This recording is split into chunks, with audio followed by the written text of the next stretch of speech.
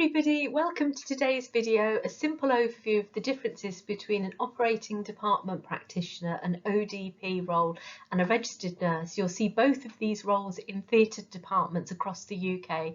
So this video is helpful for people thinking about applying to become either an ODP or a registered nurse, and also students going to theatre placements for the first time. So I hope you enjoy the video. Do give it a thumbs up if you do.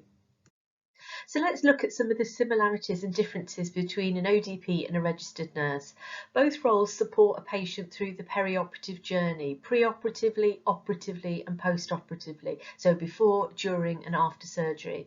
And if you're a student or a trainee nursing associate, you'll see that the ODPs and registered nurses work alongside each other, their roles complement each other, and it can be quite difficult sometimes to see the differences between the roles. So for example, they might be doing the same tasks on a day-to-day basis. The knowledge skills required in theatres for certain tasks is the same. So for example, an ODP and registered nurse might both assist a surgeon in theatre, and they're adhering to the same standards to ensure sterile instruments remain throughout the surgery. Often early career roles are advertised for both ODPs and registered nurses on the same advert, which again shows how aligned the roles are. So you might see a scrub practitioner or a theatre practitioner that's open to ODPs or registered nurses. But they're different, and they're registered with two different bodies. So nurses are registered with the Nursing and Midwifery Council, and ODPs are registered with the Health and Care Professions Council. Both ODPs and registered nurses do a level 6 BSc degree. Some core module content is the same, but nurses cover a broader range of topics underpinned by the nursing process. They have different programme content and proficiencies. There will be some core module content which will be the same, such as acute care, monitoring, basic life support, airway management and escalation, but nurses have a broader range of topics.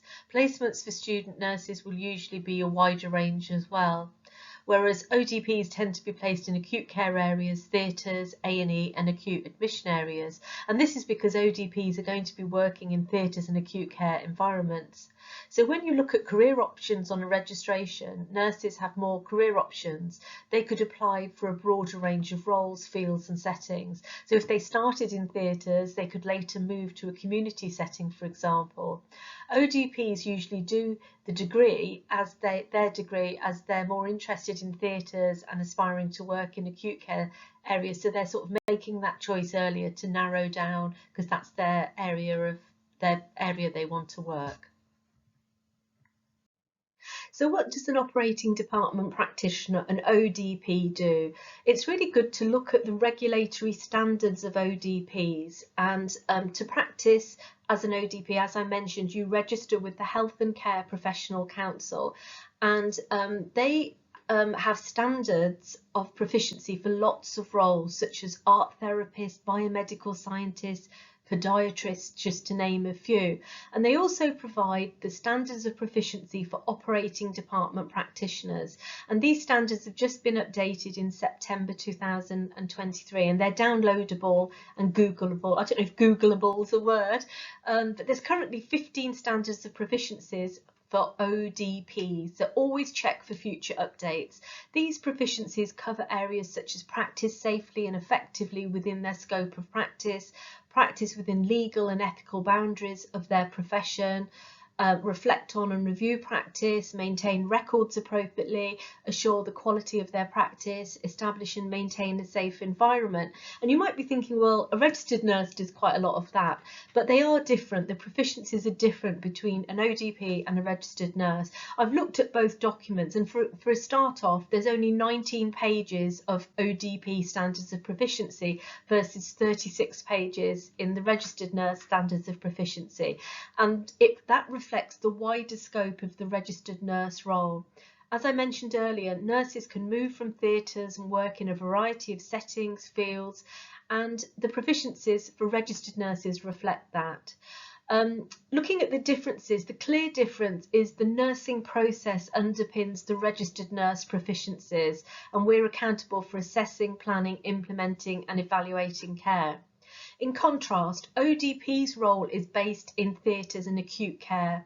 So the skills, knowledge and proficiencies reflect the role in theatre. So some of the tasks linked to the proficiencies for ODPs, such as helping an anaesthetist, monitoring patients, preparing specialist drugs, overseeing equipment and surgical instruments throughout surgery, assisting surgeons. They need to understand pharmacokinetics and contraindication of drugs used as part of their proficiencies, how to manage clinical emergencies, conduct appropriate assessment of monitoring procedures and treatments, monitoring for complications in surgery. Managing a person's airway, respiration, circulation, and providing assisted ventilation where necessary. So that's giving you a bit of an overview, but do check out the ODP Standards of Proficiency for more details about the role. So what a registered nurse does. The standards of proficiencies for registered nurses set out what a registered nurse does, and you'll find them on the Nursing Midwifery Council website. So do check them out. They describe the skills, knowledge and attributes all registered nurses must demonstrate. And registered nurse proficiencies are grouped under 7 platforms, which includes areas such as being an accountable professional, promoting health and preventing ill health, assessing needs and planning care, providing and evaluating care. So you can see the nursing process embedded there, leading and managing nursing care and working in teams. And you can see assessment, planning, implementing and evaluation links to the nursing process. Platform 6, improving safety and quality of care. Again, similar to ODP standards linking to safety and quality of care. There's also an Annex B in the registered nurse proficiencies, and you'll see a list of nursing procedures that a registered nurse should be able to do that's helpful to review. So some of the differences to ODP standards include meeting the needs of a person end of life, for example, and an ODP wouldn't be focusing on this during their degree. An ODP may have to deal with an unexpected death and dying in theatre, but not setting up an end-of-life care package, for example. So registered nurses are able to provide nursing care for people who have complex mental, physical, cognitive and behavioural care needs. On registration, the registered nurse should be able to care for people in their home, in a hospital, in any healthcare setting where their needs are supported and managed, so not just in theatres. So they have this broader knowledge and skill set as opposed to the more focused proficiencies and procedures that an ODP must be able to do. The Royal College of Nursing also recently launched a definition of nursing, and the shorter version includes: nursing is a safety critical profession founded on 4 pillars: clinical practice, education, research and leadership. Registered nurses use evidence-based knowledge, professional and clinical judgment to assess, plan, implement and evaluate high quality person-centred nursing care. So again, you can see the nursing process is embedded in that definition.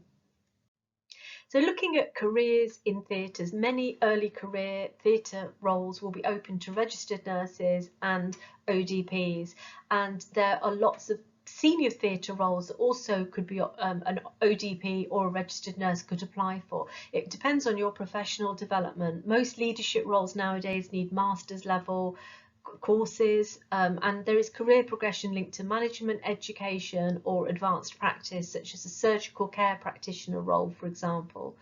So do check out and do look at those career pathways in the future if you're interested in theatres.